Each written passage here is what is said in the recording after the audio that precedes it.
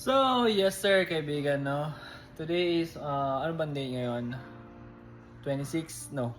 27. May 27 today, ano. So, wala muna tayong, daily vlog. So, quick update lang to, no? Medyo, na-feeling, feel burnt out. I don't know why. Siguro work and all that. And, yeah.